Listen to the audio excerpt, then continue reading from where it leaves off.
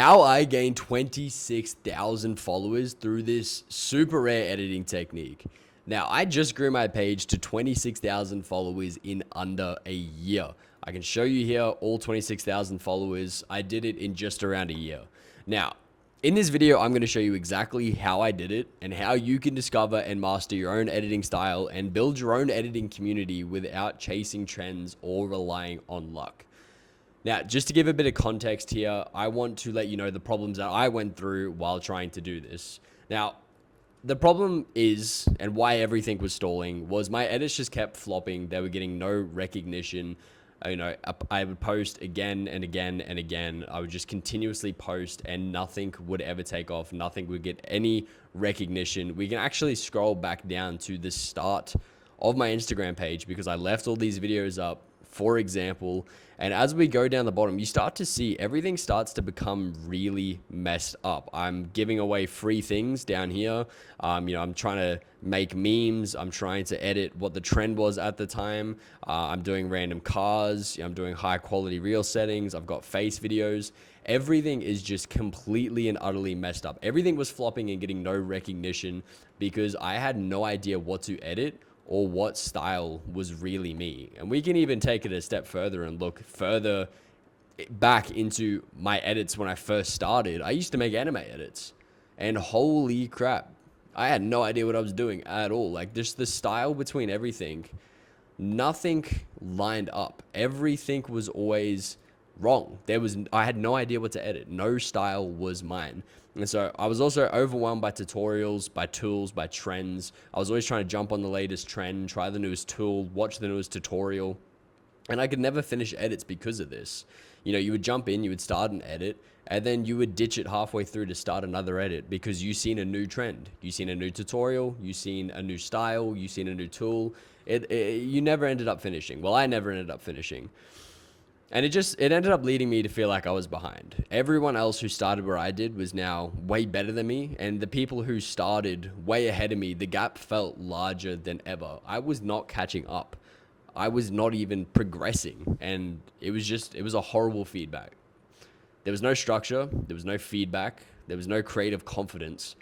Everything sucked, basically. Everything sucked. I had no structure. I had no one to give me feedback, no confidence. I was overwhelmed by tutorials, by tools. There was no way for me to feel like I could escape this, and nothing was progressing the way I wanted it to be. Now, just real quick, if you want a copy of this Google Doc and you want to learn more about discovering your own style and getting some real results, I am sharing it in my free community. The link is in the description to join. No pressure. If you want the doc, it's in there. Now, this is what I changed. These are the steps that I took to change. The first biggest thing is I locked in a single editing style instead of chasing a bunch of different things. The internet is notorious for golden eggs. And by golden eggs, I mean, ooh, what's that? I want to learn that. Ooh, what's that? I want to learn that. I completely cut out that and I stopped chasing everything. Instead, I studied what I enjoyed.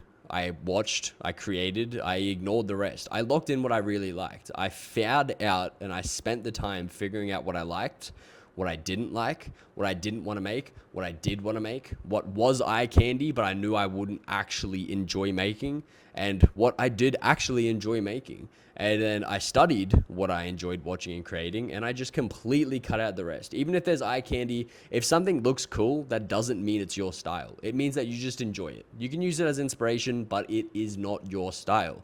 I filtered the tools, the effects, and the tutorials to only what matched my style. So instead of trying to learn every tool in After Effects, it's pointless. I maybe use 20 to 30% of what After Effects offers because that's all that was needed for my style. All of a sudden, After Effects and other apps like that become a lot simpler because you don't try and learn everything in them. You just learn what you need. I filtered the effects that I needed because I didn't have to learn every new effect that came out. If it was applicable to my style, I would learn it. And if not, then I didn't need to. And all of a sudden, the hundreds of tutorials, the thousands, the millions of tutorials, I only had to watch the ones that matched my style, which means I barely watch tutorials at all anymore. Actually, I don't spend much time in YouTube at all anymore. And that is a massive issue with editing these days. Most people spend more time in YouTube than they do actually editing. On top of this, there was no one to compare my progress to anymore. I could only compare my progress to my past work. I didn't have to compare it to other creators anymore because we were editing different things. It's like comparing the Apple to the Ferrari. You can't do that. One's a fruit and one's a supercar. All of a sudden, my editing style was so different that I couldn't compare to everyone else anymore because it was uncomparable. We were different, which led me to compare to my past work, which led me to progress a lot faster. After that, I posted consistency. You know, you had an edit, some tutorials, edits. Everywhere here, there is always edits posting in this style that I enjoy. I'm actually in the middle of making a new one right now. Post consistently, and I built the proof through the repetition. Imposter syndrome used to be something that I really genuinely struggled with, and I completely killed that by just posting. I posted in the style that I chose consistently and gained an audience through that. The first edit where I really locked in my style, the first edit where I was like, these are the sorts of videos that I want to make. It's a horrible edit, man. I'm not going to lie, but it got 522 likes because it was something that I genuinely enjoyed. It was a style that I liked. And from there, I built the rest of my Instagram from that style, from those edits. I posted consistently and I built through the repetition. Now, what happened after I did that? What was the outcome of all this? I mastered my software because I knew exactly what I needed to learn. After Effects, other apps like Topaz, Media Encoder, they are completely under my control. I have mastered them. I don't have to watch tutorials on how to use them anymore. I understand everything about them. My edits become recognizable, consistent, shareable. People know when they see something from me that it is mine. It is my edit. It is my video. They understand that it is me and it is mine. They know my face. They know my voice. They know my videos. They know my style. And it is consistent, and they can share it to other people, and they know it's me. My imposter syndrome disappeared because I now have numbers of proof, numbers of skill. I also have 26,000 followers, which attracted collabs and clients. Collabs from some of the biggest people in the space have been offered to me. I've got people in my inbox right now who I haven't replied to yet, who work with some of the biggest editing softwares, wanting to work with me.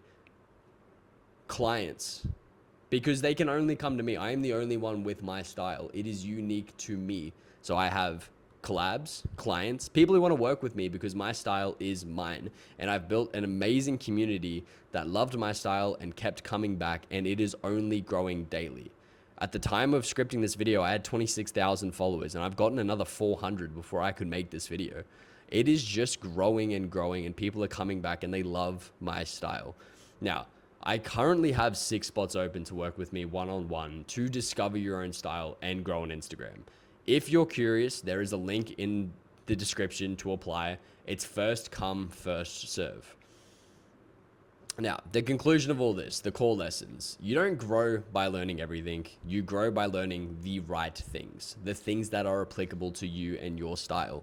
Style creates the clarity creates the skill, and the skill creates the growth that you're looking for in your Instagram and your followers. You need to stop chasing the trends and start building something that people can actually recognize as your own. Stop running towards the golden eggs, and then lock in your style. Post it to Instagram. Prove that it is yours, and let the results compound over posts, and let the results speak for themselves.